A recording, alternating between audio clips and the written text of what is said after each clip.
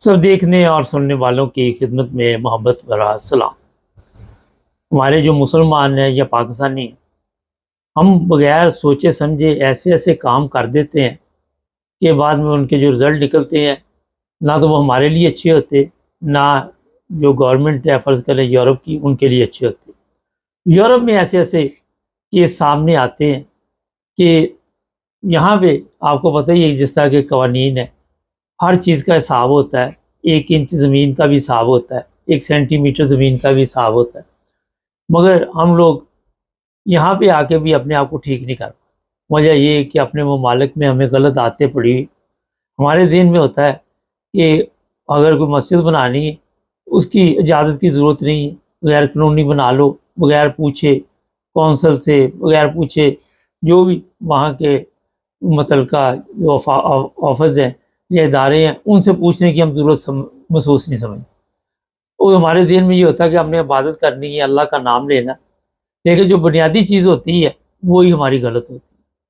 اور یہ کیس جو اب یورپ میں اس سے پہلے بھی اس طرح کے کیس سامنے آئے، جرمنی میں بھی ایک مسجد کا ایشو چلا تھا اور وہ بھی مسجد انہوں نے کہا تھا کہ گرا دی جائے، یہ غیر قانونی بنی ہے، اسے اتنے عرصے تک مکمل ہونا تھا، کئی چیزیں تھیں، ہم نے اس پہ پروگرام کیا تھا۔ مگر اب یونان میں بڑی تعداد میں ایسی مساجد سامنے آئی ہے جو وہاں پہ غیر قانونی طور پر عبادت ہو رہی تھی، اور اب وہاں کی گورنمنٹ نے وہ جو بھی جگہ ہے ان کو بند کرنے کا یا گرانے کا فیصلہ کر لیا۔ یہاں پہ سوال یہ ہے کہ جن لوگوں نے یہ کام کیا تھا یا تو وہ نہ سمجھ تھے، یا اس وقت جو یہ بھی ہوتا ہے کہ ہم چوری چھپے کچھ جگہ لے لی اور پھر آہستہ آہستہ لوگ اکٹھے ہونے شروع ہو گئے اور بغیر سٹی کو بتائے، بغیر وہاں کے جو بھی دفتر ہیں ان کو بتائے عبادت شروع کر دی، اور پھر لوگ بڑھتے گئے، پھر جو ہمسائے ہوتے ہیں وہ ظاہر ہے شکایت کرتے ہیں کہ جناب یہ کیا ہو رہا ہے، یہ کس چکر میں لوگ یہاں پہ اکٹھے ہوتے ہیں، چاہے جمعے کے دن ہی اکٹھے ہو، عید کے دن اکٹھے ہو، جب بھی ہو، مگر ہم ان کی وجہ سے ڈسٹرب ہوتے ہیں۔ اب یونان سے ہمیں اطلاع ملی کہ وہ تمام غیر قانونی مساجد جن کی گورنمنٹ نے اجازت نہیں دی تھی ان کے لیے بہرحال یہ خبر ہے کہ اب وہاں پہ نہ کوئی نماز ہوگی، نہ کوئی ایسا کام ہوگا جس سے لوگ بھی پریشان ہو اور جو عبادت ہے وہ بھی آپ کی نہیں ہو۔ لیکن جو بات وہی ہے کہ سب سے پہلے قوانین کا احترام کریں، پھر آپ کی عبادت جو ہے وہ قبول کی جائے۔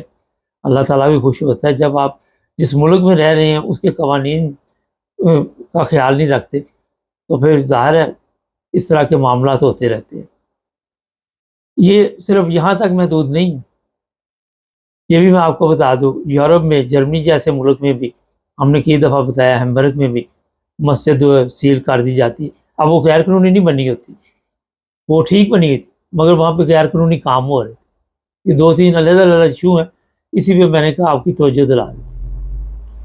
یہاں پہ آپ نے کوئی بھی پروگرام کرنا ہے یورپ میں، اس کو جب تک آپ اپنے جو بھی متعلقہ ادارے ہوں گے ان کو اطلاع نہیں کریں گے، ان سے اجازت نامہ نہیں لیں گے، اس وقت تک آپ وہاں پہ پروگرام نہیں کر سکتے۔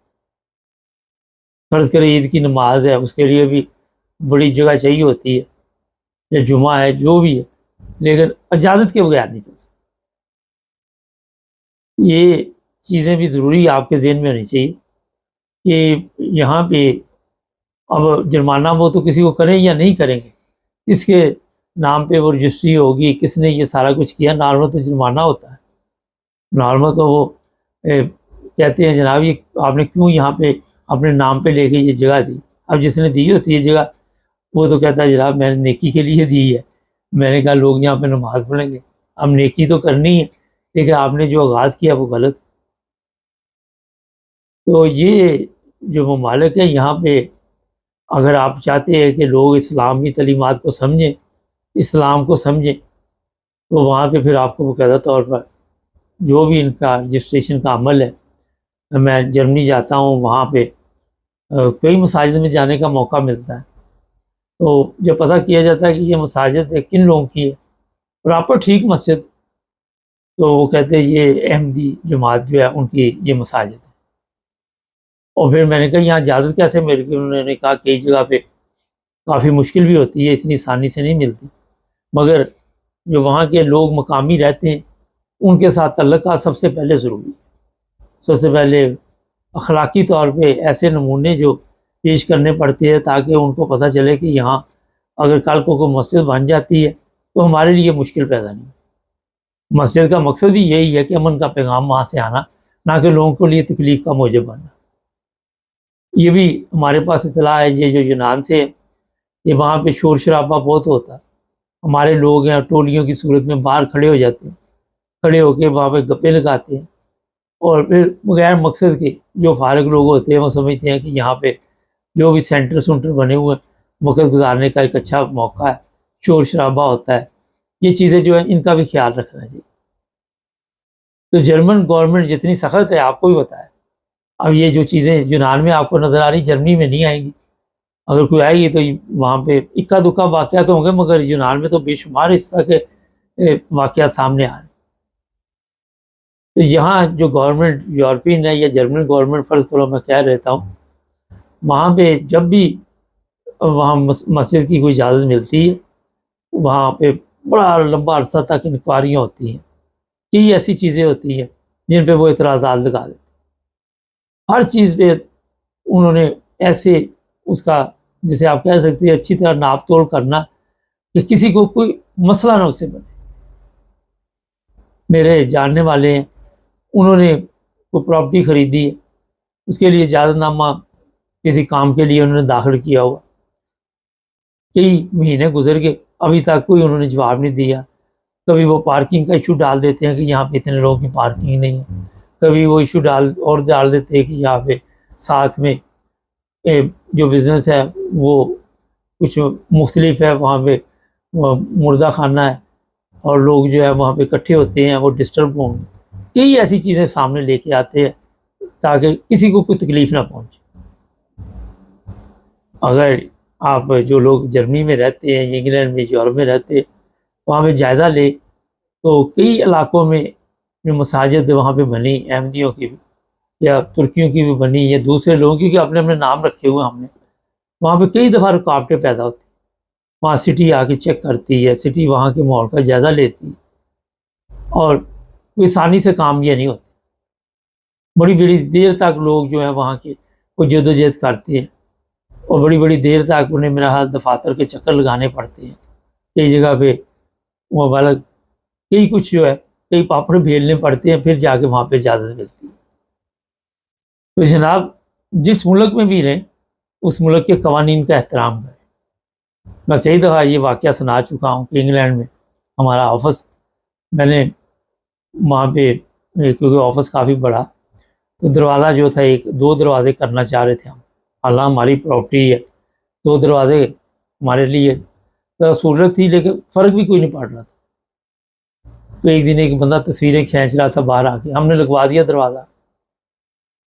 وہ میں نے سمجھا پتہ نہیں کیا وجہ ہے تصویریں کھینچ رہا. 2-3 دن بعد ایک لیٹر آ گیا کہ یہ جی 5,000 پاؤنڈ کا خرچہ ہے اور یہ آپ دروازہ واپس لگائیں گے اسی طرح کریں گے یا ہم کریں. فوری طور پہ کروانا پڑا. وجہ یہ تھی کہ ورنہ 5,000 کا ٹیکہ لگنا تھا، ہم نے چلو سستا کروا لی. تو یہاں پہ تو ہر چیز پہ نظر رکھتے ہیں، وہ چھوڑتے نہیں کسی صورت. وہ کبھی بھی آپ کو یہاں پہ کسی چیز کی بھی تو اس کے لیے بھی یہ نہیں کہ آپ نے درخواست دے دی اور وہاں انہوں نے اجازت دے دی. آرکیٹیکٹ کے ذریعے باقاعدہ طور پر پہلے پاس کرواؤ نقشہ، پہلے یہ سب چیزیں دیکھو کہ یہ عمارت یہاں پہ جو بن رہی ہے اس میں کس کس چیز کے مسئلے ہیں، مسائل ہیں یا جو بھی، وہ آرکیٹیکٹ جا کے چیک کرے گا پھر جا کے آپ کا کام ہوگا. تو یہاں جو مساجد بنتی ہیں ان کے لیے بھی کافی محنت کرنی پڑتی. کوشش کرے کہ جو بھی چیز ہو لیگل بنائے. سب سے اچھا نمونہ وہی آپ کے لیے، اگر آپ تبلیغ کا سوچتے ہیں کہ یہاں پہ پروگرام بنائے یورپ میں، جب آپ لیگل کام، اب یہ اخباروں میں سوشل میڈیا پہ یہ چیزیں چل رہی ہیں کہ غیر قانونی مسجد بنی ہوئی ہیں فلانی جگہ، اس سے اور بھی ریپوٹیشن خراب ہوتی ہے. اسلام کی بھی ہوتی ہے، آپ کی بھی ہوگی، ہماری بھی ہوگی. یہاں پہ تو گاڑی غلط لگا جائے تو آپ کو پتہ جرمانہ پڑ جاتا. امید ہے اس چیز کا خیال رکھا جائے گا. چینل کو سبسکرائب کریں، جڑے